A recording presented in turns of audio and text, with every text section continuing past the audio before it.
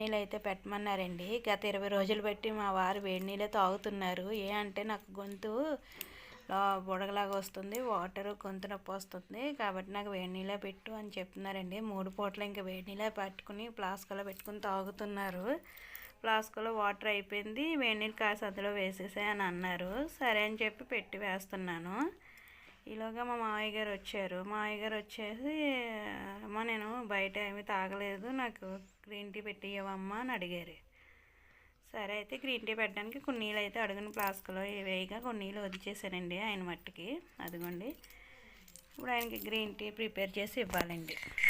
Lipton green tea ప్యాకెట్లోంచి ఒక tea bag అయితే తీసానండి. అది హాట్ వాటర్లోని మరుగుతున్నప్పుడు ఉంచాను. తర్వాత దాన్ని కప్లోకి తీసుకొచ్చి తేనె నిమ్మరసం కలిపి హాట్ వాటర్ని అయితే ఇలాగా కప్లో కప్పుకున్నాను. కరెక్ట్గా మెజర్మెంట్ ఆయన మట్టికి కరెక్ట్గా వచ్చిందండి. ఎక్కువ అవ్వలేదు, తక్కువ అవ్వలేదు. వీడియో అయితే సబ్స్క్రైబ్ చేసుకోండి.